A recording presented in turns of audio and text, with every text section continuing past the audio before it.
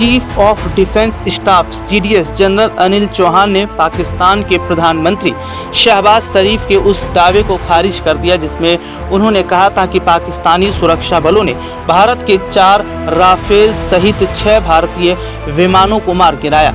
CDS के बयान के बाद मल्लिकार्जुन खड़गे ने सोशल मीडिया प्लेटफॉर्म एक्स पर केंद्र की मोदी सरकार से सवाल भी पूछे हैं। मल्लिकार्जुन खड़गे ने कहा कि सीडीएस चौहान के द्वारा सिंगापुर में दिए गए इंटरव्यू से कुछ अहम सवाल खड़े हो गए हैं जिसे पूछा जाना जरूरी है। यह सवाल तभी पूछे जा सकते हैं जब संसद की विशेष सत्र को बुलाया जाए।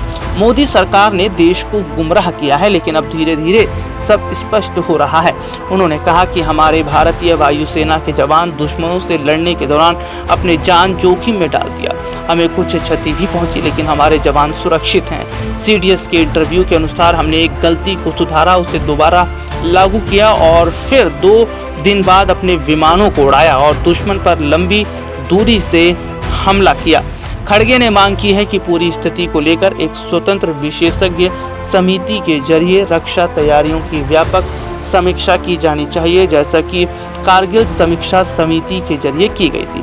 मल्लिकार्जुन खड़गे ने कहा कि अमेरिका के राष्ट्रपति डोनाल्ड ट्रंप ने सीज फायर की बात को फिर से दोहराया है। अगर ऐसा होता है तो यह शिमला समझौता 1972 का उल्लंघन होगा।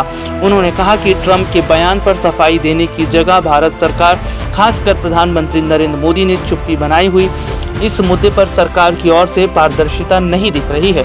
यहाँ तक कि अमेरिकी वाणिज्य सचिव ने भी एक अदालत में दायर हलफनामे में सीज फायर की पुष्टि की। खड़गे बोले, प्रधानमंत्री मोदी इन दिनों चुनाव में व्यस्त हैं और सुरक्षा बलों की वीरता का व्यक्तिगत श्रेय ले रहे हैं, जवानों के बहादुरी को छिपा रहे हैं और सीज फायर की रूपरेखा को स्पष्ट रूप से बताने से बच रहे हैं।